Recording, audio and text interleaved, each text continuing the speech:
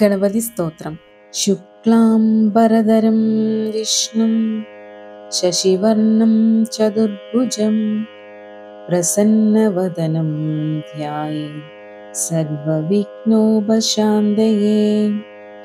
प्रणम्य शिरसा देवं गौरीपुत्रं विनायकं भक्त्या वासं स्मेरन् नित्यं मायुकामार्थसिद्धये।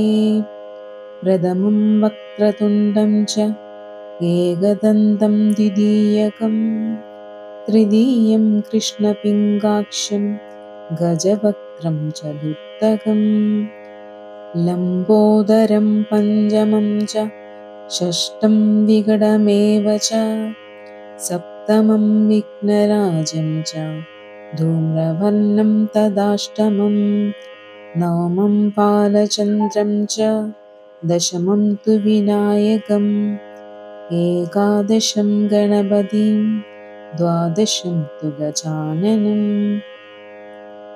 द्वादशैतानि नामानि त्रिसन्ध्यं यः पठे नरः न च विघ्नभयं तस्य सर्वसिद्धिकरं ध्रुवम् विद्यार्थी लभते विद्यां धनार्थी लभते धनं पुत्रार्थी लभते पुत्रान् मोक्षार्थी लभते गतिम्।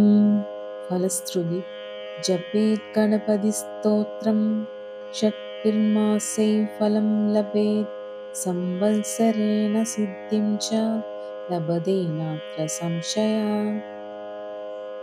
श्रीगणेशाष्टकम्। एकदन्तं महाकायं तप्तकाञ्चनसन्निभं लम्बोदरं विशालाक्षं वन्देऽहं गणनायकं मौञ्जीकृष्णाजिनतरं नागयज्ञोपवीदिनं बालेन्दुविलसन्मौलिं वन्देऽहं गणनायकम् अम्बिकाहृदयानन्दं मातृभिः परिपालितं भक्तप्रियं मदोन्मत्तं वन्देऽहं गणनायकम्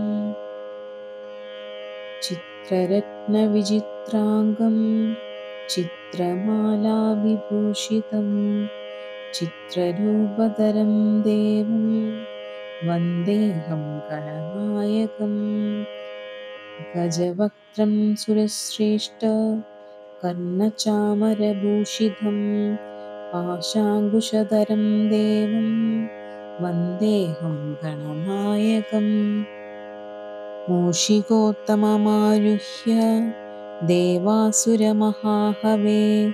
योद्धुकामं महावीर्यं वन्देऽहं गणनायकम् यक्षकिन्नरगन्धर्व सिद्धविद्याधरैः सदा स्तूयमानं महात्मानं वन्देऽहं गणनायकम्